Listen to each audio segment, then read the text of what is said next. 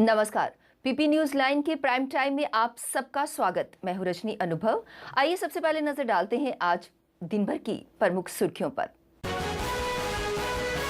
LAC पर तनाव के बीच सेना ने लद्दाख में लंबी सर्दियों के लिए की पूरी तैयारी। एलओसी पर मंगलवार पाकिस्तानी गोलाबारी में एक जवान शहीद, वहीं एक घुसपैठी समेत 3 पाकिस्तानी सैनिक मारे गए।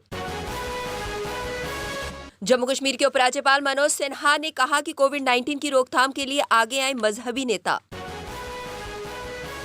और सुरक्षा बलों के करारे प्रहार से बौखलाया पाकिस्तान। अब समाचार विस्तार से। वास्तविक नियंत्रण रेखा पर तनाव के बीच सेना ने लद्दाख में लंबी सर्दियों के लिए पूरी तैयारी कर ली है। गर्मी प्रदान करने वाले उपकरणों और जलवायु अनुरूप कपड़ों और भीषण सर्दी से रक्षा वाले तंबुओं, ईंधन तक सभी आवश्यक चीजें अग्रिम मोर्चों पर पहुंच चुकी हैं। लद्दाख क्षेत्र में सर्दी के मौसम में तापमान शून्य से काफी नीचे चला जाता है और महीनों तक ये देश के शेष हिस्सों से कटा रहता है। क्योंकि भारत और चीन की सेनाओं के बीच तनाव कम होने का कोई संकेत नहीं है, ऐसे में दोनों पक्षों ने भारी संख्या में अपने सैनिकों की मौजूदगी बढ़ा दी है। इसलिए भारतीय सेना अपने राशन, बारूद, ईंधन के भंडार और सर्दी से रक्षा प्रदान करने वाले उपकरणों की उपलब्धता को मजबूत कर रही है। जम्मू कश्मीर में नियंत्रण रेखा पर पाकिस्तानी गोलाबारी में मंगलवार को एक जवान शहीद हो गया, जबकि मेजर समेत 2 जवान घायल हो गए। जवाबी कार्यवाही में पाकिस्तान को भारी नुकसान उठाना पड़ा। उसके 3 सैनिक मारे गए, 2 चौकियां तथा संचार टावर ध्वस्त हो गए। कम से कम 5 सैनिक भी घायल हैं। इसके साथ ही आईबी व एलओसी से घुसपैठ की 3 कोशिशों को नाकाम करते हुए सुरक्षा बलों ने एक घुसपैठियों को ढेर कर दिया। हथियारों का जखीरा भी बरामद किया गया है। इन घटनाओं के बाद आईबी व एलओसी पर सतर्कता और बढ़ा दी गई है। जम्मू कश्मीर में कोविड-19 के संक्रमण और इससे होने वाली मौतों की लगातार बढ़ती संख्या के मद्देनजर उपराज्यपाल मनोज सिन्हा ने प्रदेश के विभिन्न धर्मगुरुओं और मजहबी संगठनों के नेताओं को इस महामारी के खिलाफ अपनी जिम्मेदारी निभाने को कहा। उन्होंने कहा कि कोरोना को हराने के लिए आम लोगों में जागरूकता पैदा करने, उन्हें अपने व्यवहार में बदलाव लाने के लिए जिस तरह से मजहबी नेता प्रभावित कर सकते हैं, कोई दूसरा नहीं कर सकता। उन्होंने ये विचार श्रीनगर में शेर कश्मीर इंटरनेशनल कन्वेंशन सेंटर में आयोजित धर्मगुरुओं और मजहबी नेताओं के एक सम्मेलन को संबोधित करते हुए व्यक्त किए। सुरक्षा बलों के करारे प्रहार से आतंकी हताश और पाकिस्तान बौखलाया हुआ है। हालत ये है कि कश्मीर में सक्रिय आतंकी इस समय हथियारों की कमी से जूझ रहे हैं। इस बीच सीमा सुरक्षा बल को पुख्ता सूचना मिली है कि आतंकी संगठन जमात उल दावा पाकिस्तानी खुफिया एजेंसी आईएसआई के साथ मिलकर जम्मू में अंतर्राष्ट्रीय सीमा से सटे किसी इलाके में तारबंदी के पार से हथियार फेंकने की साजिश रच रहा है। इस साजिश को नाकाम बनाने के लिए सीमा सुरक्षा बल ने भी अंतर्राष्ट्रीय सीमा पर सुरक्षा ग्रिड को और पुख्ता बना दिया है। सोमवार देर रात को सांबा सेक्टर में आतंकियों की घुसपैठ की साजिश को नाकाम बनाने वाली सीमा सुरक्षा बल दुश्मन के हथियार फेंकने के मंसूबे को भी नाकाम बनाने की कार्यवाही में जुट गई है। 16, 23 एवं 30 सितंबर को मनाए जा रहे ब्लॉक दिवसों के दौरान डीसी जम्मू सुषमा चौहान ने खोड़ में कार्यक्रम का शुभारंभ किया और विभाग के अधिकारियों से बात करके चली गई। स्थानीय लोगों ने इस बात पर रोष जताते हुए कहा कि हमें बुलाया गया और हमारी समस्याओं का समाधान किए बिना ही वो आई और चली गई। सरपंच राम स्वरूप शर्मा, युवा मोर्चा भाजपा सुरेश शर्मा ने इस कार्यक्रम को लोक दिखावा कहते हुए राज्य प्रशासन के खिलाफ रोष प्रकट किया। डीसी जम्मू ने कहा कि ये ब्लॉक दिवस कार्यक्रम लोगों की समस्याओं के समाधान के लिए लगाया गया है। जो अधिकारी अंदर बैठे हैं वह लोगों की पूरी समस्या सुन रहे हैं और उनका समाधान भी करेंगे। जिन समस्याओं को वह समाधान नहीं कर सकते वह मेरे पास आएंगे। बात करूं एग्रीकल्चर डिपार्टमेंट की, एग्रीकल्चर की ओर से लोगों के आज 2 साल हो गया लगभग किसान सम्मान निधि योजना लागू हुए, लेकिन आज तक कुछ ऐसे किसान हैं जिनको आज तक लाभ नहीं मिल सका है एग्रीकल्चर डिपार्टमेंट की लापरवाही के चलते। और ऐसे ही अलग अलग विभाग को लेकर लोगों की कई सारी समस्याएं थी जो लोग डिप्टी कमिश्नर जम्मू को सुनाना चाहते थे, लेकिन आज डिप्टी कमिश्नर जम्मू ने लोगों को गुमराह किया है, जहां खोड़ में आकर लोगों का बेवजह टाइम वेस्ट किया है। और मैं इतना ही कहना चाहूँगा। धन्यवाद। Jammu Kashmir hospital development health employees union ने आज अखनूर में प्रदर्शन करते हुए कहा कि कोविड के चलते उन्हें दिन रात काम करने के बाद भी पिछले 6 महीने से वेतन जारी नहीं किया गया। उन्होंने सरकार से उनका बकाया वेतन जारी करने की मांग की। इस अवसर पर उन्होंने कहा कि जम्मू कश्मीर में सरकार मिनिमम वेजेस एक्ट को जल्द लागू करे।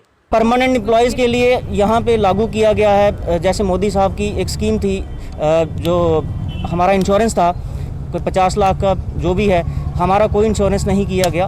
हमारी गवर्नमेंट से अपील है कि अगर हम काम कर रहे हैं, हमसे काम लिया जाता है, तो हमारा जो इंश्योरेंस है, जो भी गवर्नमेंट की स्कीम्स हैं, वो हम तक पहुँचें। अभी हमारा BMO सर ठीक है, वो ठीक है, अब ये हम बहुत अच्छे हैं। इन्होंने जिसको भी पॉजिटिव आता है उसको क्वार्टर में रखते हैं, क्वार्टर दिए हैं, उधर पानी रोटी चाय सब दे रहे हैं, तो अच्छा काम चल रहा है। हमारी सैलरी जो है वो फाइनेंस डिपार्टमेंट से आए, जैसे जिससे कि हमें महीने महीने में तनख्वाह मिल जाए और हमारी समस्या दूर हो जाए।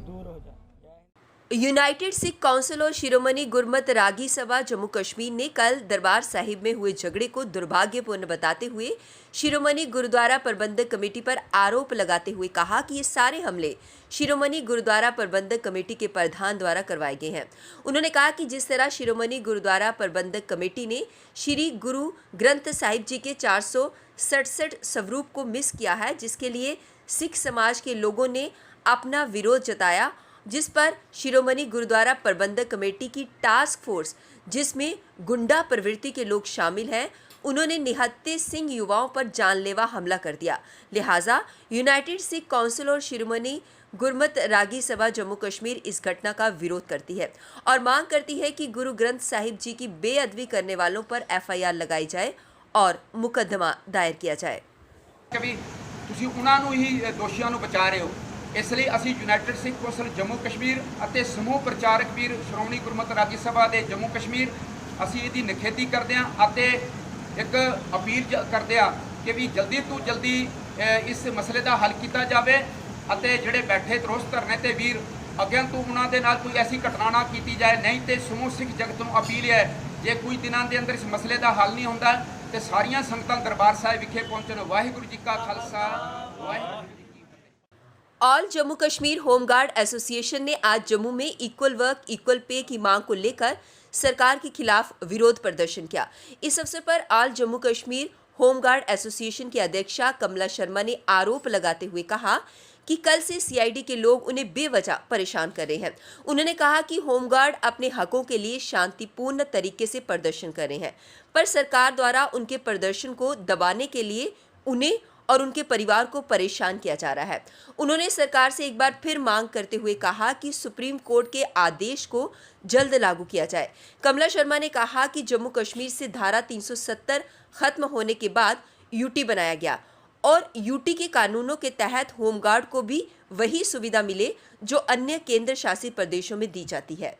नहीं मांग सकते, पीसफुल प्रोटेस्ट है। अगर हमें नहीं एडमिनिस्ट्रेशन नहीं बुलाती, नहीं काम करती है, तो हम अपना हक मांगने के लिए गवर्नमेंट तक आवाज नहीं पहुंचा सकती है। इसके बाद भी प्रदर्शन करेंगे आप? इसके बाद हमने बोल दिया कि अगर 15 दिन के अंदर हमारा मसला नहीं किया जाता है, हम अपील कर रहे हैं अपने लेफ्टिनेंट गवर्नर साहब को कि एक ही अपील है कि जो हमारा सुप्रीम कोर्ट का ऑर्डर है उसको एक स्टैंडिंग कमेटी बनाया जाए, कमेटी के अंदर इसको पास किया जाए और इनको हक दिया जाए। पुलिस की पूरी यूनिफॉर्म जैसे डाली है उन्होंने, तो वैसे इन्होंने डाली है, इनके साथ डिस्क्रिमिनेशन क्यों है?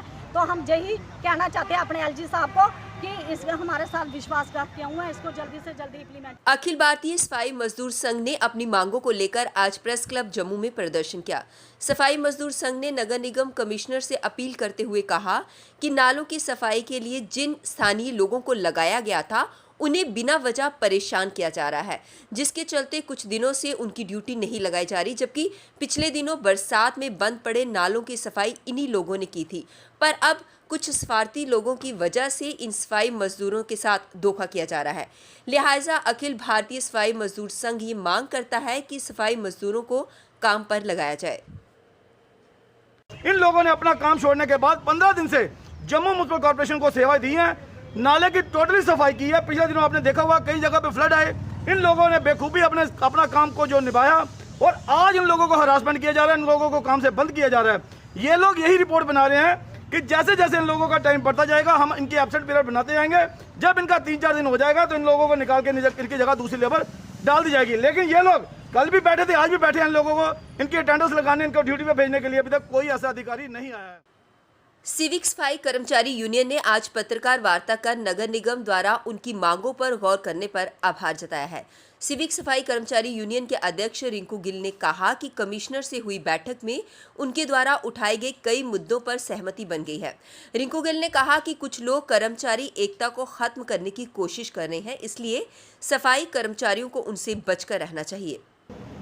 जितने भी हमारे मुलाजम हैं, जैसे कि सिविक सफाई कर्मचारी यूनियन, जैसे जैसे मुलाजमों को जरूरत पड़ी और मुलाजमों की आवाज को यूनियन ने बुलंद किया, तो मैं एक बार फिर मीडिया का धन्यवाद करता हूं जो हमेशा हमारी आवाज को बुलंद करते हैं। धन्यवाद। हिंदी, डोगरी, कश्मीरी, उर्दू, अंग्रेजी को आधिकारिक भाषा का दर्जा देने के बाद अब तो ये मामला तूल पकड़ता जा रहा है। अब पंजाबी भाषा को आधिकारिक भाषा का दर्जा देने की मांग दिन प्रतिदिन बढ़ती जा रही है। आज द ब्लैड में भी वहां के स्थानीय लोगों ने प्रदर्शन किया। लोगों ने मांग की कि पंजाबी को जल्द से जल्द आधिकारिक भाषा का दर्जा दिया जाए, नहीं तो ये प्रदर्शन उग्र रूप लेगा और इसकी जिम्मेदार सरकार होगी। लेकिन असी बेनती कर दीजिए, छड़े आश्वासन के उत्ते गल नहीं चलेगी और इसनू लागू करना चाहिए है और लागू किया जाए।